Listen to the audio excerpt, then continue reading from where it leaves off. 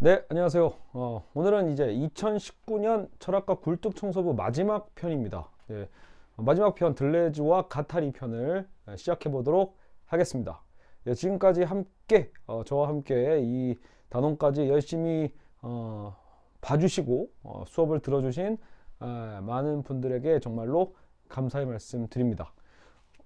제가 이제 한 4년 전에 사실은 이 철학과 굴뚝청소부 강의를 제 기억에 그때 제가 잠깐 영종도라고 하죠. 저 인천국제공항에 있는 그 영종도 쪽에 이제 거의 귀향 가다시피 거기서 이제 굉장히 이제 할 일이 없어서 어떻게 보면 이제 그때 녹음했던 것이 팟캐스트였고, 그리고 팟캐스트 그것을 할 때 이제 이 철학과 굴뚝 청소부를 한번 쭉 정주행을 했었거든요. 근데 오늘 그 아침에 이제 이 둘레지 편을 하기 앞서서 어 그때 어떻게 시작을 했는지 한번 들어봤습니다.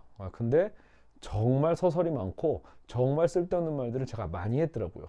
그래서 지금 이 말 자체도 우리 이 단원에는 큰 의미가 없기 때문에 바로 여기까지만 자르고 바로 들레즈로 바로 들어가도록 하겠습니다.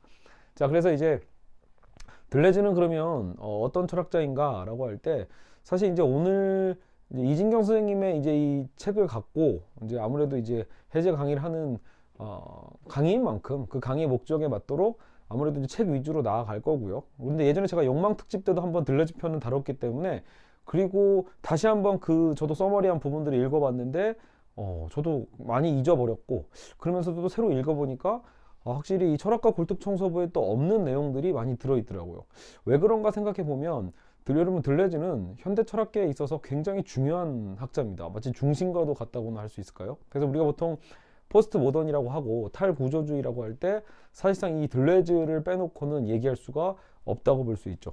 그래서 뭐 제가 여기서 뭐 칭찬 하나를 더 더한들 큰 의미는 없을 것 같고요. 워낙 많은 분들이 좋아하고 많은 분들이 역시 공부를 하고 계시기 때문에 사실 오늘 제 수업이 과연 얼마나 여러분들에게 도움이 될지는 저도 미지수입니다. 어찌 보면 이제 많은 분들이 4, 5년 전에 제가 또 철학과 굴뚝 수업을 했을 때보다도 저도 그동안 조금은 성장했겠지만 더 많은 분들이 이제 들레즈에 관심을 가지시고 공부를 많이 하셨기 때문에 그만큼 부담이 큰 수업이기도 합니다. 또 제가 워낙 방대하고, 그리고 책들도 당연히 어렵고, 저는 그 이진경 선생님의 노마디즘도 갖고 있거든요. 자, 이 책입니다. 예, 오늘 이제 우리 철학과 굴뚝서 마지막 편이긴 하지만, 자, 이 노마디즘.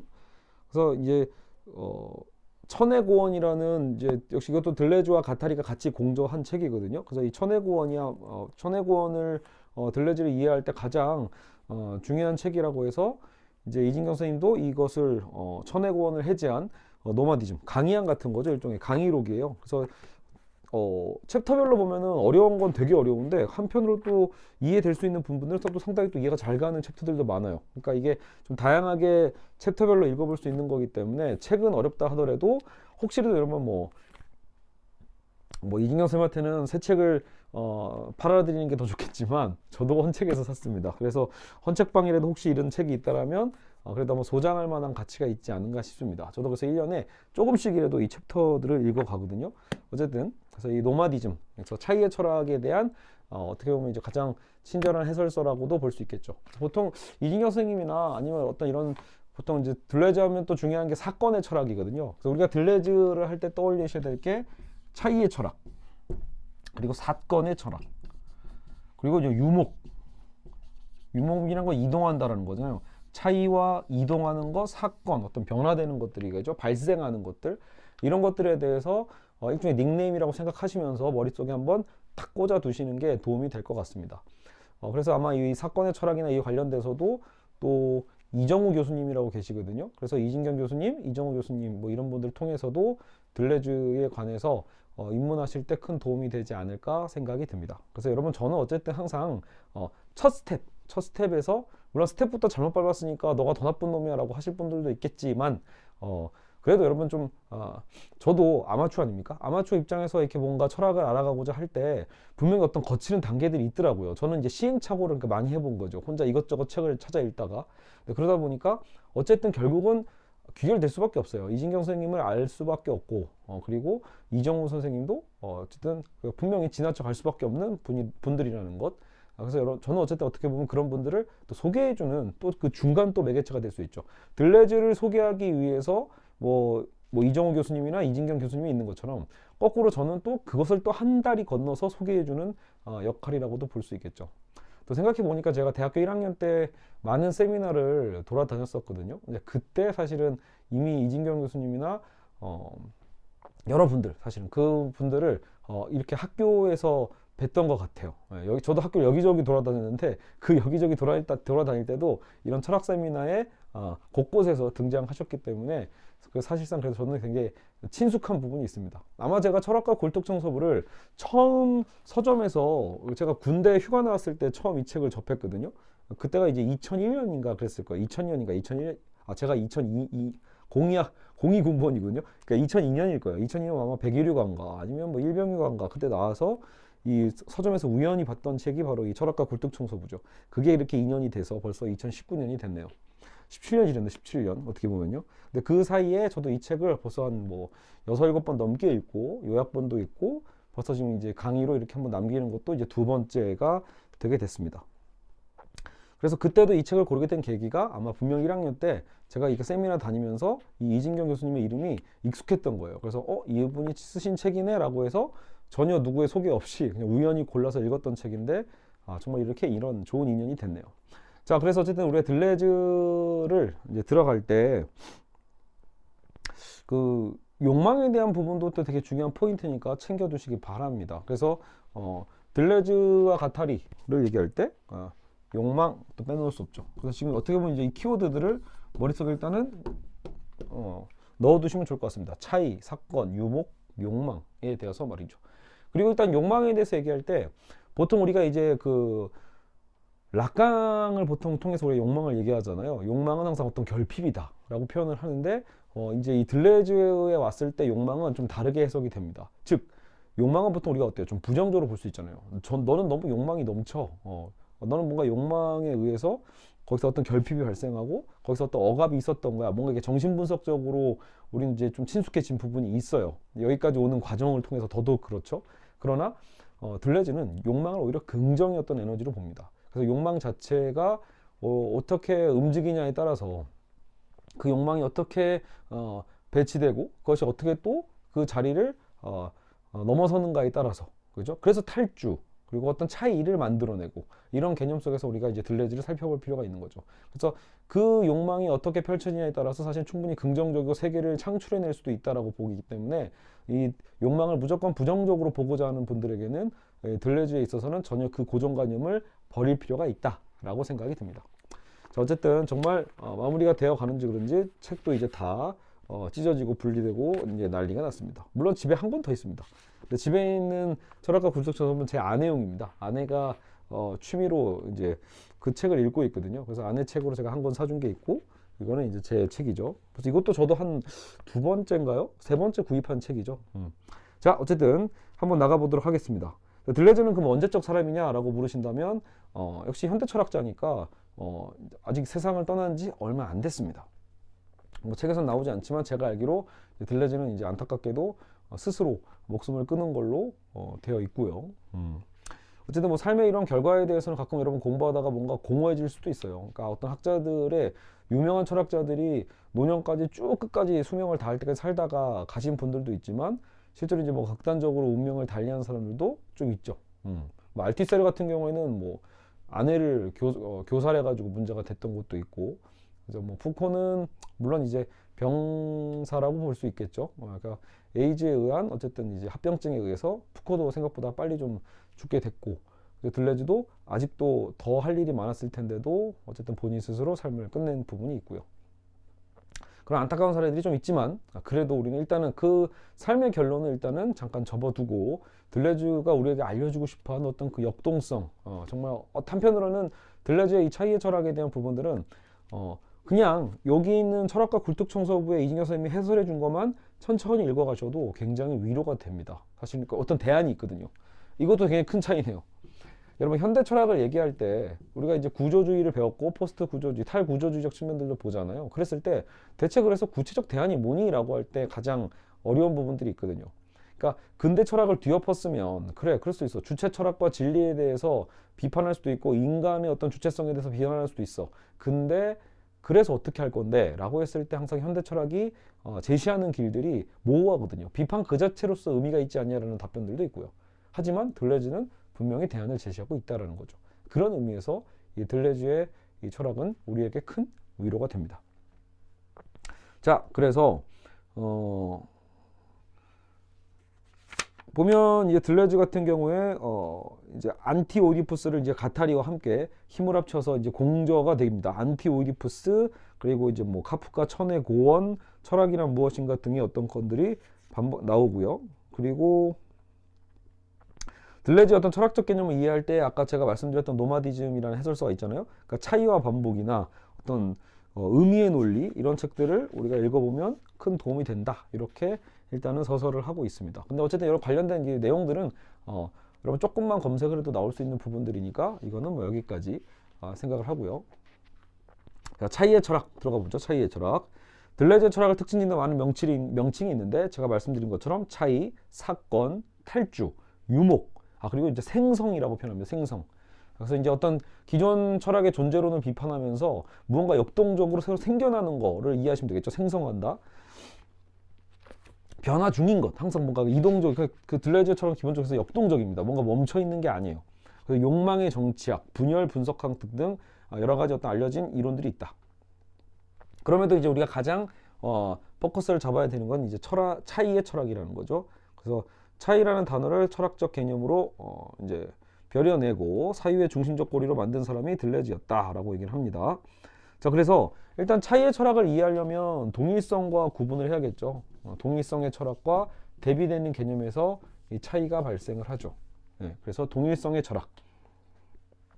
그래서 보통 동일자의 철학할 때 대표적으로 드는 학자가 이제 헤겔입니다. 왜냐하면 우리가 헤겔 편에 잘 기억나시길지 모르겠지만 저는 오히려 헤겔하면 떠오르는 게 키에르케고르예요. 그러니까 정반대편에. 그러니까 헤겔 같은 경우가 이제 근대 철학을 완성하면서 이제 어쨌든 거대 담론, 철학의 어떤 거대 서사를 만들어내잖아요. 그래서 어떤 절대 정신이 있고 이 절대 정신이 사실 우리 인간의 역사를 끌어가는 하나의 힘이라고 본단 말이에요. 그렇죠? 변증법적으로 끌고 가는 어떤 거대한 힘. 그래서 어떤 절대 정신을 얘기하는데 이것만큼 어떤 면에서는 관념적이고 혹은 좀 거대하고 또 추상적인 개념도 없겠죠. 그래서 이런 헤겔의 어떤 이 거대 철학을 보다 보면 오히려 이제 실존주의를 얘기했던 지금 여기에 있는 나 자신 그리고 신 앞에 선 단독자를 얘기했던 저는 이 키에르케고르가 떠오르거든요. 그래서 키에르케고르는 그런 헤겔을 비판하면서 자신의 어떤 철학을 개진해 가죠. 그리고 이제 니체는 그 반대편에서 무신론적 실존주의로서 또 튀어나와서 역시 그런 서부 철학에 대한 비판을 하고요. 그래서 지금 들레즈가 여기서 얘기하고 싶은 것도 사실 비슷한 겁니다. 다시 여기서 근데 다만 이제 나라는 개념은 아니라는 거. 그게 좀 차이가 있죠. 아까 키에르케고르 같은 경우에는 신 앞에선 단독자니까 나잖아요. 나. 근데 이 나라는 게 사실상 이제 물론 실존적인 나니까 한편으로는 닮은 부분도 있을 수도 있겠네요. 그러니까 결국 육체적인 거거든요. 여러분 실존주의에서 또 중요하게 되살아나는 게 우리의 지금의 삶입니다. 삶. 무슨 말이냐면 우리가 이제 데카르트 때도 나는 있잖아요. 나는 생각한다, 고로 존재한다. 그 나랑 지금 키에르케고르가 얘기하고 있는 신 앞에서는 단독자라는 그 나랑 뭐가 다르냐라고 했을 때 가장 큰 차이가 뭡니까? 데카르트의 나는 사실상 보편적 나거든요. 모든 인간이 나. 그러니까 보편적이고 추상적인 나예요. 누구에게도 갖다 들이밀 수 있는 나가 되는 거죠. 그러나 실존주의학자들이 이제 포커스를 맞추는 건 지금 나입니다. 지금의 나. 그러니까 지금 제가 지금 말하고 있는 나의 육체를 갖고 있잖아요. 나의 삶, 내 생활 속에서 제가 지금 살아서 움직이면서 이렇게 얘기를 하고 있잖아요. 그러니까 그런 부분에 있어서의 나거든요. 나의 삶입니다. 거기에 포커스를 맞춘다는 점에서는 사실상 이제 뭐 들레즈가 말하고 있는 차이에서도 어느 정도는 좀 연동될 부분이 없지 않아 있네요. 거기서도 사실은 뭐예요? 우리의 어떤 신체성은 중요하거든요. 물질성 중요합니다. 들레즈를 한편으로는 또 유물론이라고도 보거든요. 그러니까 유물론, 관념론에 대한 비판을 하면서 유물론적인 사유를 또 보여주기 때문에 또 그런 측면에서는 우리의 신체성에 대한 것을 긍정한다고 본다면 한편으로는 역시 통하는 부분이 있죠.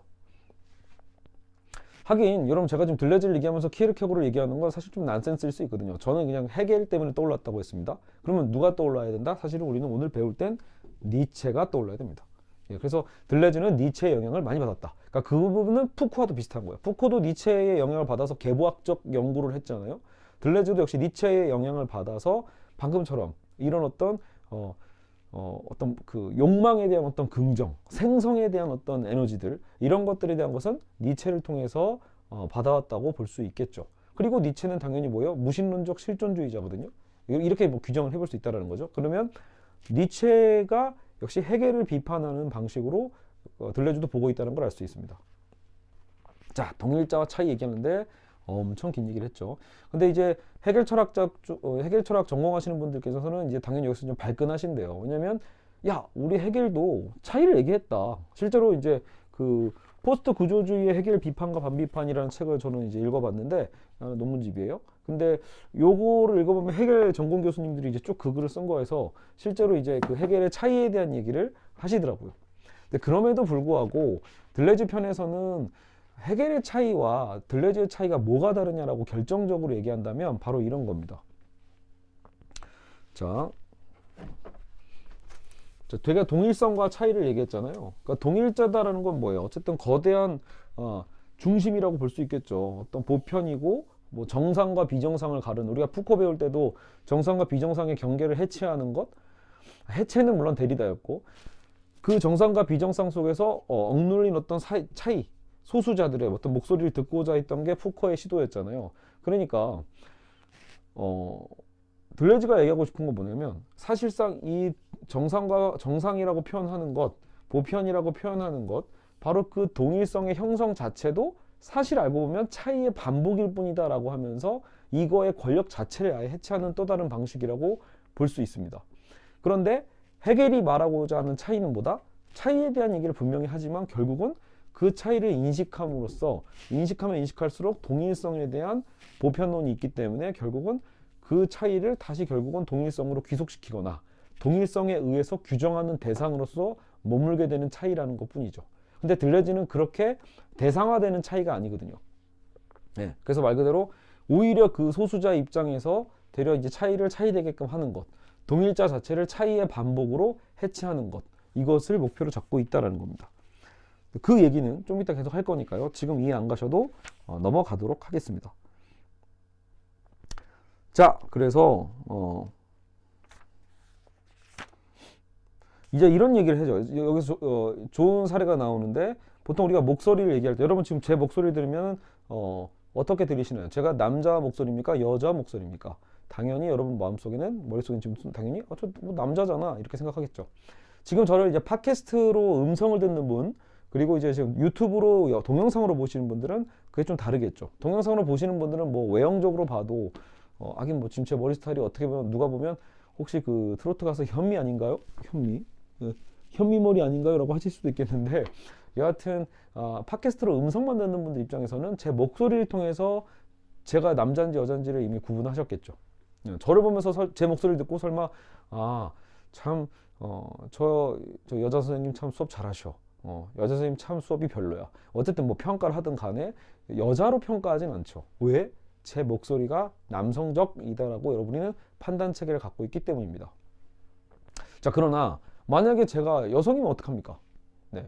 그러니까 여러분 지금 뭐 동영상으로 보시는 분들도 뭐 저렇게 생긴 여자가 다 있어 이러실지도 모르겠지만, 아니 뭐 어쨌든 여러분 지금 더더욱이 요즘 여성과 남성에 대한 이 경계가 모호해지기도 하고 해체되는 어떤 시점이기도 했을 때, 트랜스 섹슈얼의 개념에서 만약에 제가 여성일 수도 있는, 가능성도 있는, 이럴 수도 있지 않을까요? 그러니까 문제는 뭐예요? 그럼에도 불구하고 에이 뭐 딴소리야, 넌 남자 맞잖아, 이런 얘기 하실 겁니다. 그 이유가 뭐죠? 우리가 바로 그 동일성에 대한 하나의 어떤 정상 기준을 갖고 있죠. 정상과 어떤 비정상과 어떤 기준의 어떤 방법을 우리가 갖고 있기 때문에 그래요. 그래서 제 목소리를 들은 순간, 혹은 제 외모를 보는 순간, 저건 남자구나 라는 틀을 갖고 있다는 거죠.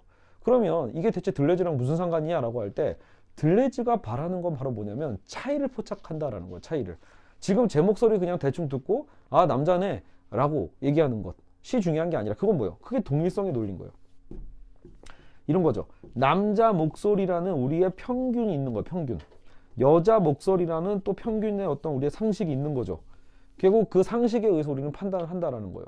근데 만약에 아까도 얘기했지만 아닐 수도 있다라는 것, 혹은 남성이면, 제가 지금 어쨌든 특히 유튜브로 보시는 분들, 영상으로 보시는 분들은 제가 분명히 지금 남성이었던 모습 외양을 하고 있지만, 만약에 제 목소리가 하이 소프라노 같이 높으면 어떡할 거예요? 예. 그랬을 때 이런 얘기가 나온다는 거죠. 바로 아니 저 사람은 남자인데도 불구하고 참 목소리가 여자 같네? 이런 얘기를 할 거란 말이에요. 아니면 제가 만약에 여자였다면 저 사람은 여자인데 참 목소리가 남자 같네? 이런 얘기를 한다는 거죠. 그게 뭐예요? 바로 규정인 거예요. 이미 고정관념을 갖고 동일성의 논리를 갖고 사람을 규정해 버리는 거죠.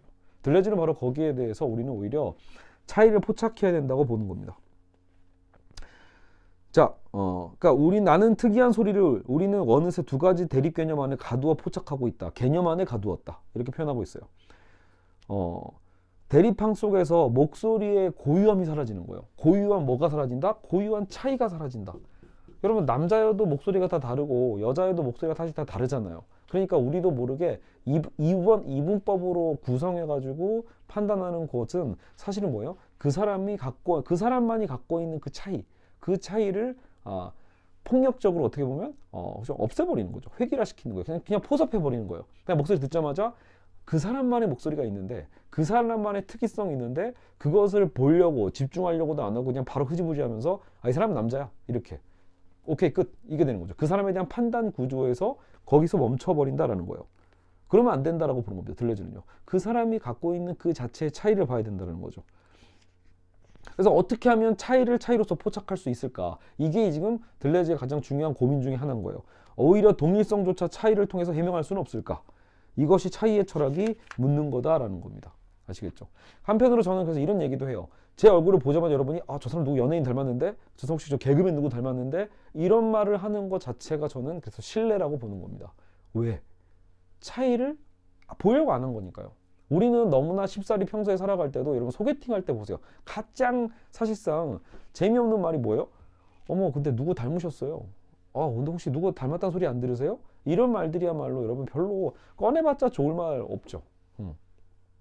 물론 이름은 뭐 다를 수 있죠. 얼굴이 너무 조인성 닮았습니다. 아니 얼굴이 너무 송혜교 닮았습니다. 이러면 뭐 기분이 좋을까요? 좋을 분도 있을 거예요. 하지만 저는 생각이 다릅니다.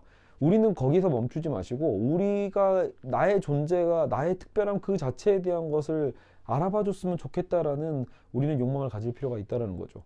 왜 나 그 자체를 안 보려고 하고 왜 처음부터 나를 보자마자 옥동자 닮았어요. 아니면 강동이 닮았어요. 저 어렸을 때 강동이 닮았다는 소리 많이 들었는데 그 옛날 농구 선수예요. 아니면 더 어렸을 때는 심지어 제가 코가 커가지고 허재 닮았다는 얘기도 들었었어요. 근데 키는 전혀 그렇지 않습니다. 제 키를 보면 오히려 강동이 닮았죠. 뭐 여하간 근데 누구를 닮았다라고 규정하는 순간 여러분은 그때부터 제 얼굴이 뭘로 보여요? 계속해서 강동이로 보입니다. 그렇죠? 저도 실제로 제가 호일 파마거든요 이게요. 근데 이 머리를 많이 하다 보면 실제로 어떤 또 뚱뚱한 또 개그맨 중에 누구 닮았다는 소리도 많이 하고요. 근데 저는 되게 불쾌하거든요 사실. 나는 난데 왜 나를 자꾸 누구 닮았다는 쪽으로 규정하려고 하는가? 그럼 저 사람은 저를 얘기할 때도 제3자한테 얘기할 때도요. 야 조정일 걔 있잖아. 저를 인식해줘야 되는데 야 그 조정일 그 사람 있잖아. 누구 닮은 사람. 개그맨 누구 닮은 사람. 이렇게 끝나는 거죠. 그러면 그게 끊임없이 우리 자체의 그 차이를 인식하는데 방해가 된다는 겁니다. 그러니까 우리는 나도 모르게 누군가를 꼭 그렇게 너무 단순하게 판단하고 있지 않는지 우리는 생각해 봐야 됩니다. 복잡합니다, 인간은요. 근데 그것을 단순히 편하게 얘기하려고 이게 효율성이죠. 실제로 여러분 들레즈 철학의 이 차이의 철학을 살펴보다 보면 단점은 있어요. 비효율적일 수도 있어요. 예. 그동안에 이 근대 철학이 쌓아왔던 매우 단순 명료하면서도 분석적이고 어떤 깔끔한 어떤 이론들에 대해서 어떻게 보면 이것을 좀 해체하는 부분들이 있거든요. 그러다 보면은 깨닫는 것도 많지만 한편으로는 불편한 점도 있을 수밖에 없어요. 근데 그럼에도 불구하고 우리가 너무 쉽사리 어떤 사람을 규정하는 것은 아닌가. 각자의 차이가 있는데 그냥 그 사람 연봉 얼마잖아. 그 사람 삼성 다니잖아. 그 사람 백수잖아. 혹시 이런 직업군으로 판단한다거나 아니면 그 사람 경상도 사람이잖아. 그 사람 전라도 사람이잖아. 그럴 줄 알았어. 이렇게 지역적으로만 바로 판단하고 있지는 않을까요? 그것도 개념 안에 가두는 거고 포섭하는 거죠. 그게 동일성의 철학입니다. 그거를 없애고 차이 그 자체로 보고자 하는 게 바로 들레즈의 시도다. 일단 여러분 이것만 일단 챙겨가셔도 오늘 이 들레즈 1편에서는 성공하신 거다라고 저는 생각합니다. 예. 자, 그래서 이제 단풍에 오늘 요즘 실제로 저 사실 오늘 좀 첫눈이 내리고 있어요. 지금 이 강의를 시작한 지 벌써 반년이 훌쩍 넘었는데 어느덧 첫눈이 왔네요. 제가 딱 촬영하려고 밤 11시에 이렇게 잠바 껴입고 오늘부터 춥거든요. 잠바 껴입고 지금 막 사무실로 나오고 있는데 첫눈이 갑자기 쫙 내리더라고요. 그때 감동. 첫눈을 진짜 제가 본 거 아니에요. 눈이 안 오고 있다 갑자기 눈발이 딱 떨어질 때 기분이 좋더라고요. 그래서 오늘 2019년 첫눈이 내리는 날 우리는 지금 이 들레즈를 여러분은 저와 함께 하고 계십니다. 누군가는 이 강의를 뭐 또 여름에 땡 여름에 들으실 수도 있겠지만 기억해 주십시오. 저는 지금 첫눈이 내리는 밤에 이 강의를 하고 있습니다. 그래서 최근에 사실 저는 이제 낙엽을 아직 다 못 즐겼거든요. 그 낙엽을 좀 더 보고 싶은데 낙엽을 볼 때도 마찬가지잖아요. 우리는 그냥 울긋불긋 표현하긴 하는데 낙엽의 색깔도 천차만별이죠. 그러니까 낙엽을 단순히 여러분 만약에 그냥 낙엽은 노랗잖아요. 노란색. 아, 낙엽은 또 빨갛죠. 빨갛다. 아니면 그래서 그래서 울긋불긋하죠. 우리가 이런 표현을 그래서 쓰는 걸 수도 있어요. 그만큼 낙엽의 색깔은 규정하기 힘들죠. 규정하기 힘든 그것을 우리가 그냥 단순히 낙엽은 이런 색깔이야 라고 할 수는 없잖아요. 알겠죠? 매번 다릅니다. 우리는 매번 다를 수밖에 없어요. 그래서 그 다름에 대한 특이성을 포착하는 것, 그것이 중요하다는 겁니다.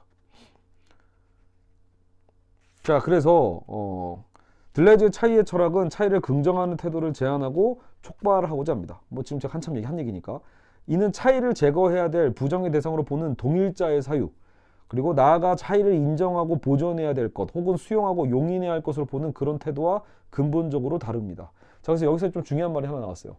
지금 차이를 차이되게 본다라고 했을 때 우리가 간혹 착각하는 게 바로 그런 거거든요.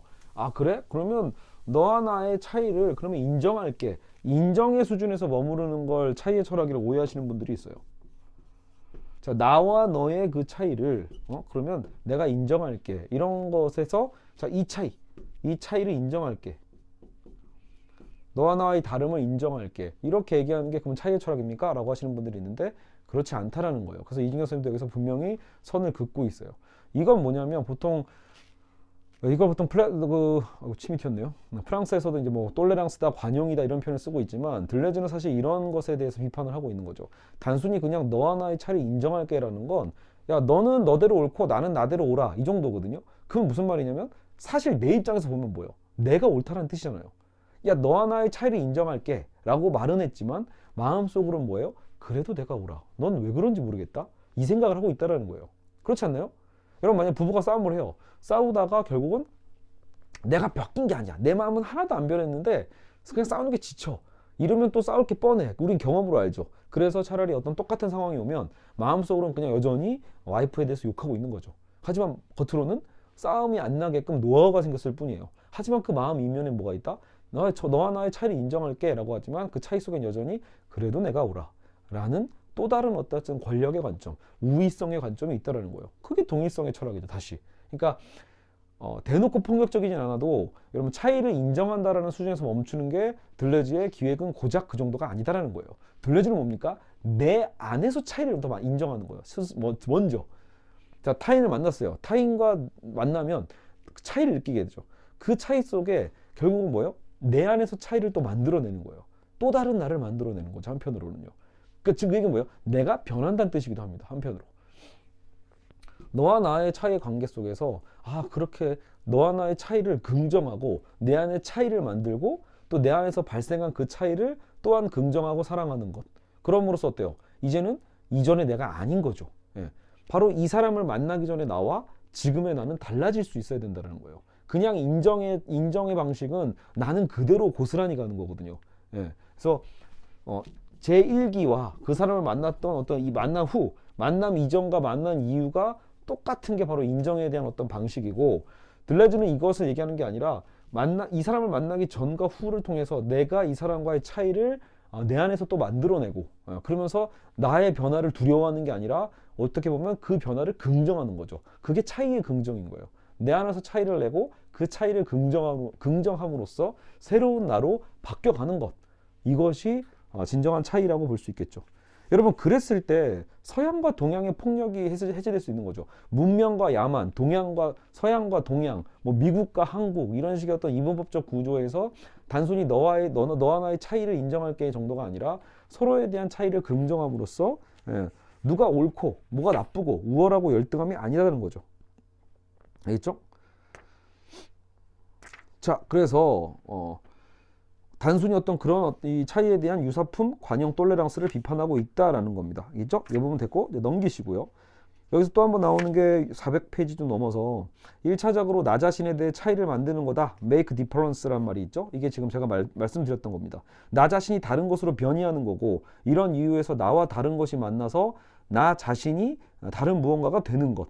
나와 다른 것을 통해 내 자신이 다른 무언가가 되려는 사람이라면 나와 다른 것을 반갑게 우린 긍정할 수 있을 거다라는 거. 제가 그게 차이의 긍정이죠. 진정한 긍정이다. 들레즈가 말하는 차이는 있는 그대로 인정해야 될 무엇이 아니라 새로이 만들어내야 될 무엇이다. 이거 너무 좋은 말 아닙니까? 있는 그대로 인정하자가 아니라 새로이 만들어내야 될 무엇의 그 차이라는 거예요. 있는 그대로 보존해야 될 무엇이 아니라 현재와 다른 모습으로 변이하면서 생성되는 것. 여기 생성, 변이 이때 등장하는 거죠. 타자를 만나서 차이를 느끼게 되고 그 차이를 통해서 내 안의 차이를 또 변이시키고 생성하는 것. 이것이 차이다라는 겁니다. 알겠죠? 자, 그러나 차이에 대해서 말하는 것만으로 부족합니다. 왜냐하면 차이의 철학 역시 동일성이란 개념을, 우리의 사유 속에 존재하는 동일성을 피해갈 수 없기 때문입니다. 그렇죠. 여러분, 결국 우리가 아무리 차이를 얘기해도 동일성에 대한 개념 자체는 피해갈 수가 없어요. 그래서 들레즈는 더 밀고 나갑니다. 이 차이에 대한 개념을 더 밀고 나가서, 그죠?